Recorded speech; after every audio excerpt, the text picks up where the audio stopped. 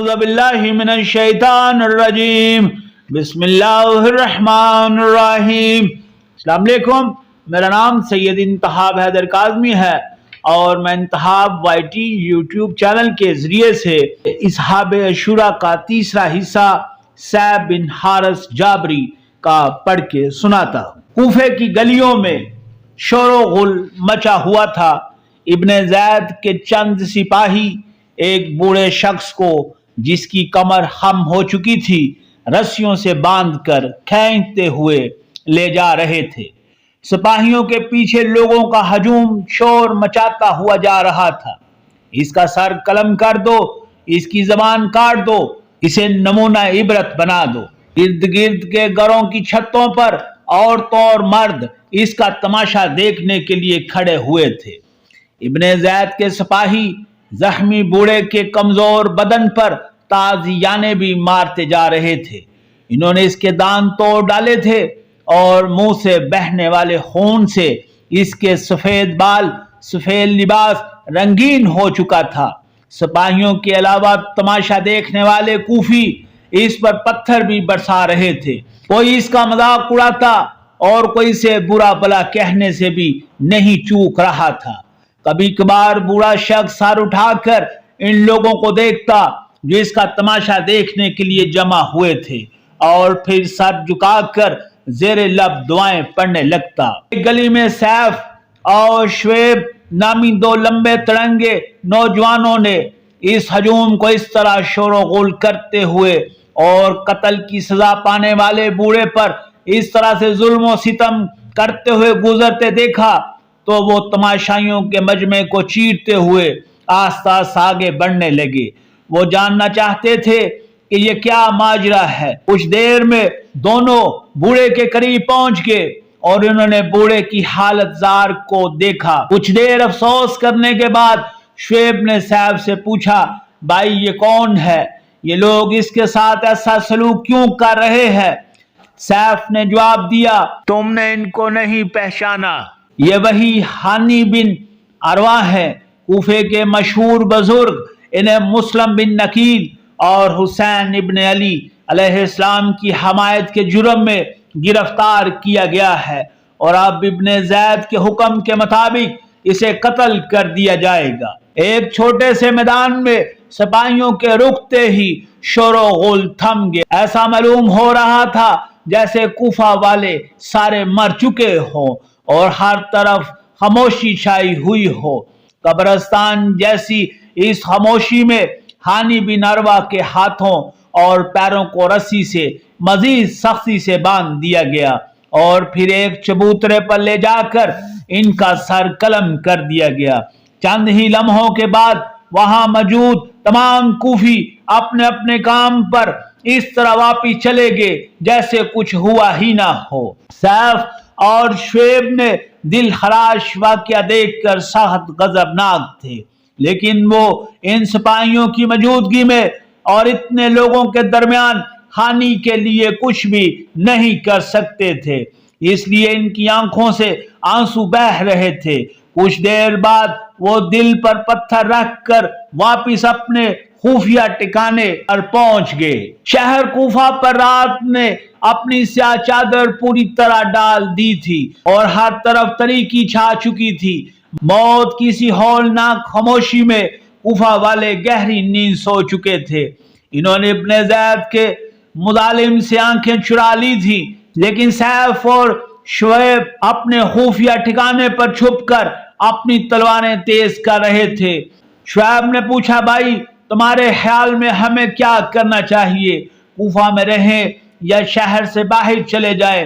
Safe نے جواب دیا، کیا تم نے نہیں دیکھا کہ ان کوفیوں نے حسین ابن علی کے سفیر کے ساتھ کیا سلوک کیا؟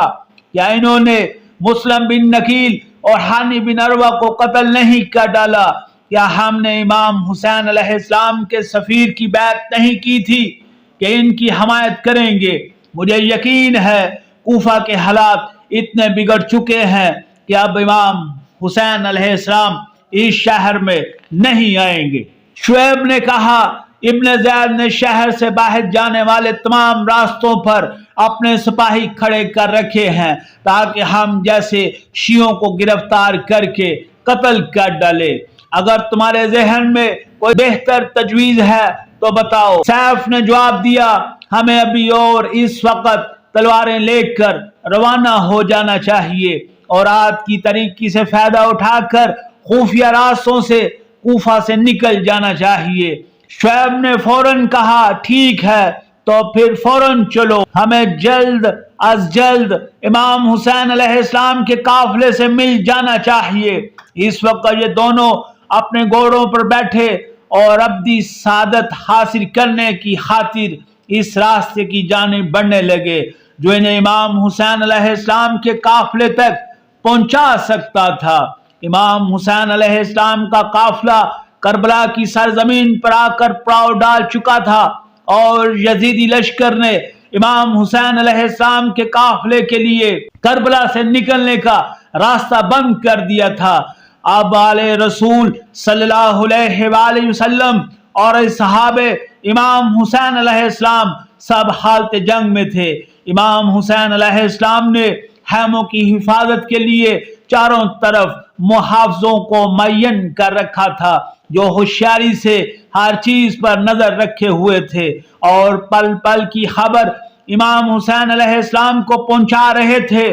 صبح شور جنگ کا آغاز ہونے سے پہلے اچانک امام حسین علیہ السلام کی فوج میں ہلچل مچ گئی۔ ایک محافظ امام حسین علیہ السلام کی خدمت میں پہنچا اور عرض کی، اے فرزند رسول، دو گھوڑے سوار ہماری طرف آتے دکھائی دے رہے ہیں۔ کچھ ہی دیر میں شعیب اور سیف امام حسین علیہ السلام کے لشکر تک پہنچ گئے اور امام حسین علیہ السلام کی خدمت میں حاضر ہوئے، عرض سلام کیا اور پھر امام حسین علیہ السلام سے اجازت لے کر امام حسین علیہ السلام کے وفادار ساتھیوں میں شامل ہو گئے۔ اہل بیت رسول خدا صلی اللہ علیہ وآلہ وسلم کے لیے ہر لمحہ سختیوں میں اضافہ ہوتا جا رہا تھا، یہاں تک کہ امام حسین علیہ السلام کے مختصر لشکر عمر سعد کی ہزاروں کی فوج کے درمیان جنگ چھڑ گئی اور ایک ایسا دردناک صحنہ رونما ہوا جس کے بارے میں سن کر ہر آزاد انسان کا دل تڑپ جاتا ہے۔ جنگ کو شروع ہوئے کچھ دیر گزر چکی تھی۔ پہلے حملے میں کچھ اصحاب کے شہادت پا جانے کے بعد امام حسین علیہ السلام کے ساتھیوں کی تعداد کم ہو چکی تھی۔ اب امام حسین علیہ السلام کے پاس اس قدر فوج نہ تھی کہ وہ اس کو باقاعدہ منظم کرتے۔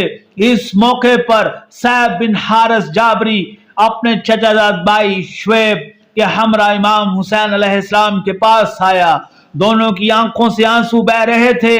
انہوں نے امام حسین علیہ السلام سے خاندان رسول خدا صلی اللہ علیہ وآلہ وسلم کا دفاع کرنے کے لیے دشمن سے مقابلہ کرنے کی اجازت طلب کی۔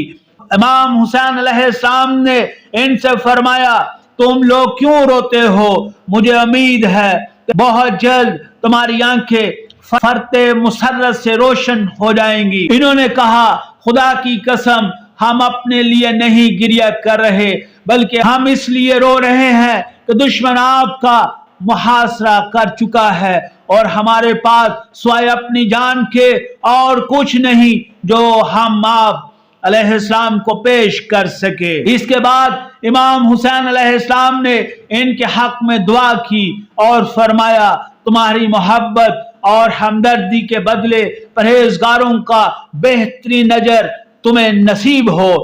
دونوں نے کہا، اے فرزند رسول، آپ پر درود و رحمت ہو۔ حضرت امام حسین علیہ السلام نے فرمایا، تم پر بھی خدا کا درود و سلام ہو۔ اس کے بعد سیف نے یزیدی فوج پر مردانہ وار حملہ کیا اور ظالموں کے سامنے ڈٹے رہے اور درجہ شہادت پر فائز ہوئے۔ الہی العالمین اللہم صلی علی محمد وآل محمد۔